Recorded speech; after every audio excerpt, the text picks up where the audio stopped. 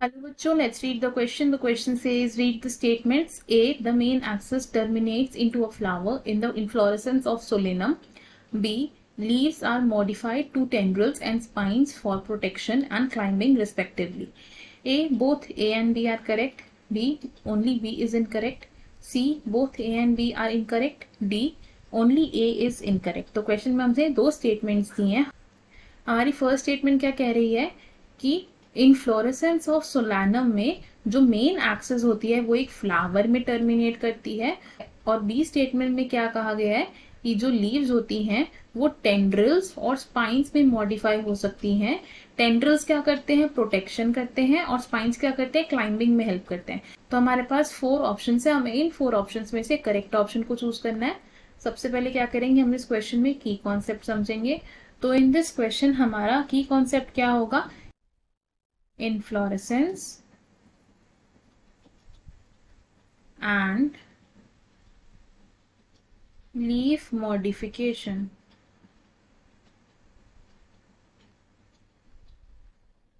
तो सबसे पहले बात करते हैं इनफ्लोरेसेंस की. इनफ्लोरेसेंस क्या होता है, इनफ्लोरेसेंस यानी कि arrangement of flowers on the floral axis of a plant. ये क्या है, arrangement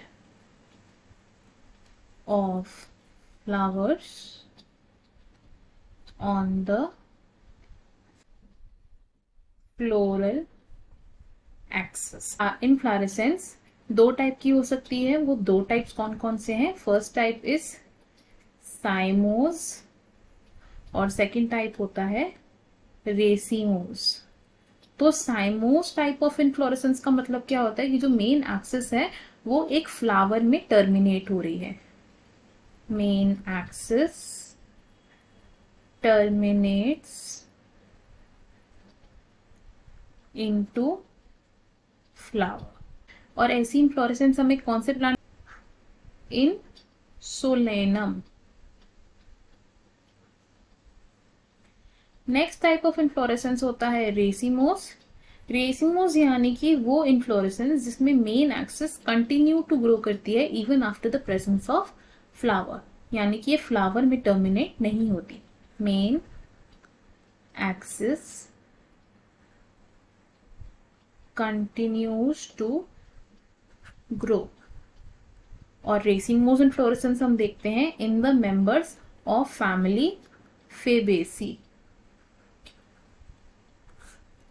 नेक्स्ट बात करते हैं हम लीफ मॉडिफिकेशन की. Leaf modifications. तो लीफ अपना टिपिकल फंक्शन छोड़ के मॉडिफाइड हो सकती है और भी फंक्शंस परफॉर्म करने के लिए.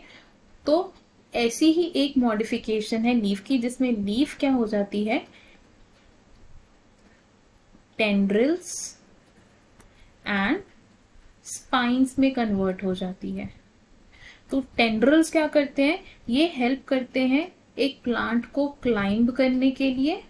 एंड स्पाइंस क्या करते हैं, ये करते हैं प्लांट की प्रोटेक्शन. टेंड्रिल्स किस में देखने को मिलते हैं हमें, ग्रेप वाइन में. और स्पाइंस हमें देखने को मिलते हैं इन प्लांट्स जैसे कि कैक्टाई. तो हमें हमारे क्वेश्चन का आंसर मिल गया.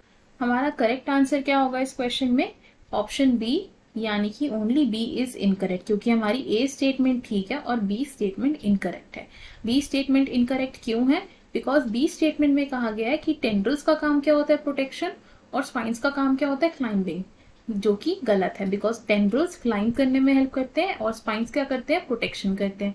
तो हम यहाँ क्या लिखेंगे, ऑप्शन बी इज करेक्ट. अब देख लेते हैं कि बाकी ऑप्शंस क्यों इनकरेक्ट है. ऑप्शन ए से both A and B are correct, लेकिन ये ऑप्शन रॉन्ग होगा क्योंकि हमारी ऑप्शन बी स्टेटमेंट रॉन्ग है. ऑप्शन सी से both A and B are incorrect, तो ये ऑप्शन रॉन्ग होगा क्योंकि ए स्टेटमेंट करेक्ट है. बिकॉज सोलानम में मेन एक्सिस टर्मिनेट करती है इनटू अ फ्लावर. इसका मतलब क्या होता है कि सोलानम में साइमोस टाइप ऑफ इन्फ्लोरेसेंस होती है.